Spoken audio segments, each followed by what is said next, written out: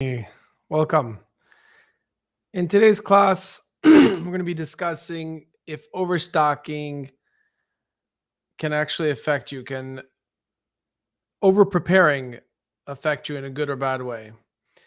We bring back again in this wonderful book the example of the alchemist who turned silver into gold. Even though he's running this illegal business, we know that he has to prepare because he has to he may either have a small amount of supplies of this silver, or he might have an overstock um, if he orders too much, and then he'll be discovered. This situation is exemplary, and for example, in the wintertime, when companies are stocking up on salt, on snow shovels, they never know how much to stock. How long of a winter are we going to have? Today I'm wearing my sweater. It's freezing. It's like 40 degrees here in Miami, believe it or not. So we're preparing for the winter time. It's cold. How much do we have to stock up? I had a similar situation with COVID in my medical business. I had to stock up on different supplies, and I stocked up on a lot of medical gloves. And, as COVID started to slow down, I actually had an overstock at some point. And basically, obviously, when that happens, you can tell yourself, oh my gosh, what am I doing? What did I do? You know, why is this happening to me? But again, you have to have bitachon, the bala bitachon, somebody who really truly believes in Hashem and trusts Hashem. He says, you know what he does? I did my part, and I'm not worried. If I have this overstock, I'll be okay. It's okay. Um, Same thing when we prepare for Shabbat. Our wonderful wives prepare a beautiful meal, and in the case of my wife, I always tell her, you know what, because sometimes she worries. Is it enough? Is it going to be enough? We have guests. How much should I cook? Wait, I want to know exactly how many people are coming. So I always tell her, you know what? Prepare for an extra 5 people, because it's always better to have a lot more food and be open in case we make more additional invitations than to have less. And on the contrary, when you have extra food and there's so much on the table, it's honoring your guests.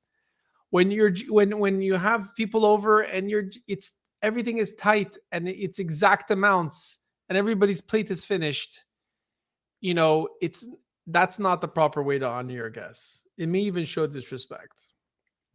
Don't worry about having leftovers. I know some of you may not like leftovers. Personally, I grew up always having my leftovers on Sunday, Monday. And so having leftovers is okay. We never seem to know and to be able to calculate when we need to do things. For example, right now, cryptocurrencies are all-time lows, stock market all-time lows. But is it the right time? Is it going to go lower? Do we accumulate now or not? You never know when it's the right price. You never know when something is the right time. And so you know what? You say, you know what? And you keep asking yourself, we keep asking ourselves, how much do I have to accumulate? If I'm going to make investments right now, because the market is low, price is enticing, how much of it should I buy? Sometimes we make mistakes. And we should never regret them. For example, the Coinbase stock, I purchased, this stock when it was released in the $300 and $400. Averaging in the high 300s and the low 300s, high 200s. Today, that stock is at $35, which is, more than 10 times less than what I paid. So does that make me, should I depress over this? Should I be sad? Absolutely not. This is what was meant to be. And so I'll learn from it. I'll make better decisions later. I'll know how to prepare next time. And in the case that I can't prepare, I'll always know that whatever I did is from Hashem.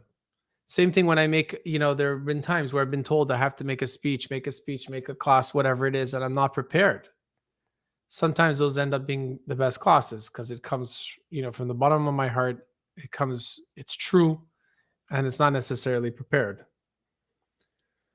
So we have to remind ourselves that we need, when it comes time to making these decisions, that overstocking or overdoing ourselves in terms of, over preparing, we need to remind ourselves that we did our part, we did our ishtadlut, and the rest is going to come from Hashem.